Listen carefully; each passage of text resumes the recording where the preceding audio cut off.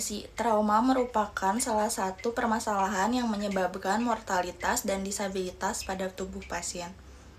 Pasien dengan trauma datang dengan kondisi tanda vital tidak stabil, defisit neurologis, dan tanda-tanda cedera serius lainnya yang dapat dikenali sehingga petugas medis harus mampu memberikan intervensi yang tepat dan cepat untuk menangani keabnormalan tubuh pasien.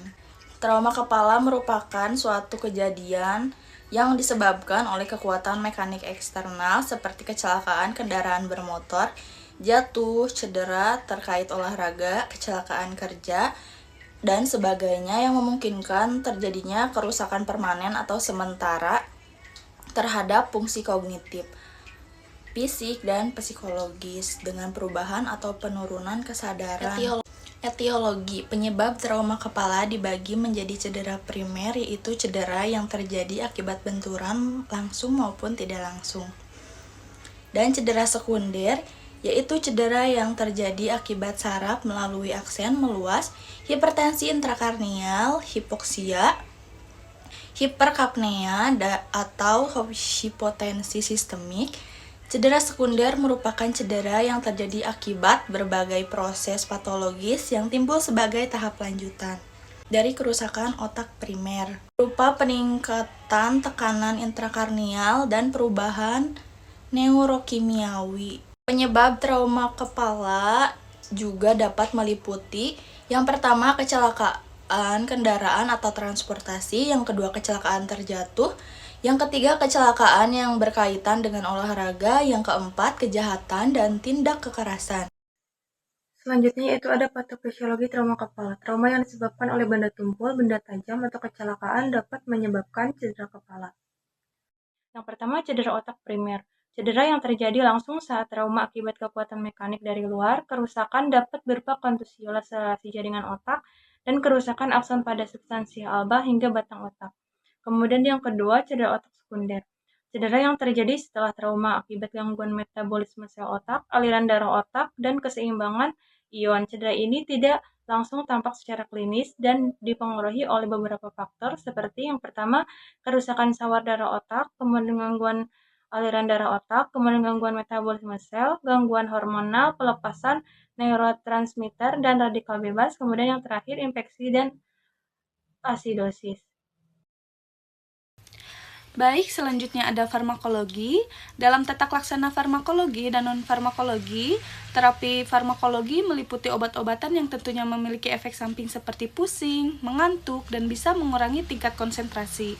Dan terapi non-farmakologi meliputi relaksi, distraksi, dan salah satunya terapi musik. Sejenis musik yang paling bermanfaat untuk mengatasi nyeri dan kecemasan adalah musik klasik, karena dapat mempengaruhi otak dengan mendorong sekresi hormon endorfin. Di sini ada tanda dan gejala. Yang pertama, trauma kepala ringan sampai sedang, disorientasi ringan, pasien bingung waktu, tempat, atau identitas diri. Lalu ada anamnesia posttraumatik, kehilangan ingatan setelah cedera, penurunan kesadaran. Lalu ada sakit kepala, nyeri kepala bisa muncul bertahap atau mendadak, mual dan muntah, rasa ingin muntah hingga muntah tidak terkontrol. Lalu ada gangguan pendengaran, penurunan dan gangguan fungsi pendengaran. Lalu yang kedua ada trauma kepala sedang sampai berat, edema pulmonal, penumpukan cairan di paru-paru menyebabkan sesak napas. Kejang, infeksi kejang akibat infeksi pada sistem saraf pusat.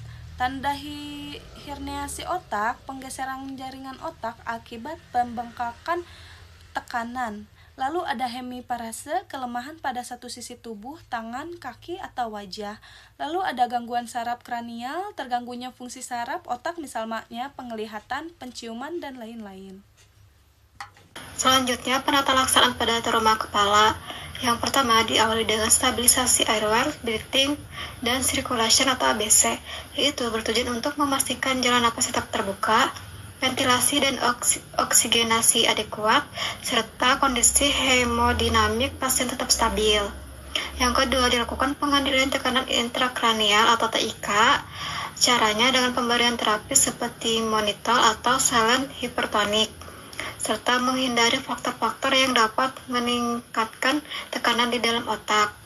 Yang ketiga, kemudian dilakukan pemeriksaan diagnostis seperti CT scan atau MRI untuk mengidentifikasi adanya cedera otak, termasuk melihat apakah terdapat perdarahan atau pembengkakan. Yang keempat, pemantauan neurologis juga sangat penting, yaitu dengan mengevaluasi tingkat kesadaran menggunakan GCS dan mengamati perubahan tanda-tanda neurologis pasien.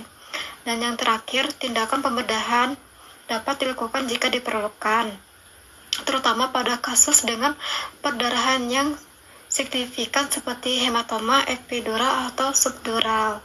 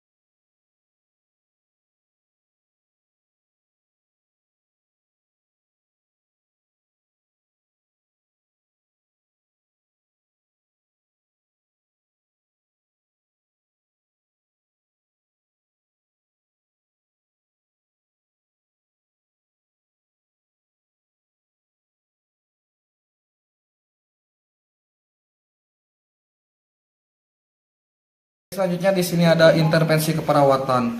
Di sini ada manajemen peningkatan tekanan transkranial atau titik 109325. Tertulis di buku Psiki. Bahwasanya di sini meliputi identifikasi penyebab peningkatan tekanan intrakranial atau TIK, monitor tanda dan gejala peningkatan TIK, monitor MAP atau disebut Mains Arterial Pressure. Lalu berikan posisi semipolar, kolaborasi anti-conversion dan kolaborasi diuretik osmosis. Lalu selanjutnya di sini ada manajemen nyeri 1.08328. Tertulis di Psiki bahwasanya meliputi identifikasi lokasi, karakteristik, durasi, frekuensi, kualitas, intensitas nyeri, identifikasi skala nyeri, dan kolaborasi pemberian analgetik jika perlu. Lalu selanjutnya di sini ada perawatan luka 1.4564. Tertulis di buku Psiki bahwasanya meliputi monitor karakteristik luka, mist, drains, warna, ukuran, bau. Bersihkan dengan cairan NaCl atau pembersih non-toksik sesuai kebutuhan. Lalu berikan setiap yang sesalep yang sesuai dengan kulit, lesi, dan pasang balutan sesuai jenis luka. Baik, selanjutnya di sini ada evaluasi penelaksanaan. 1. Lakukan pemeriksaan dan penilaian menyeluruh pada pasien. Lalu yang kedua, bebaskan jalan napas, stabilisasi tulang, dan nilai tingkat kesadaran. Lalu di sini ada 3. Nilai pernapasan. Yang keempat, nilai sirkulasi dan atasi perdarahan. Yang kelima, tentukan cara transport dan intervensi bila kondisi kritis. Lalu yang keenam, lakukan survei sekunder TTP, riwayat pemeriksaan dari kepala sampai rambut, termasuk neurologis, observasi terus-menerus. Yang terakhir, 7. Lakukan penilaian ulang.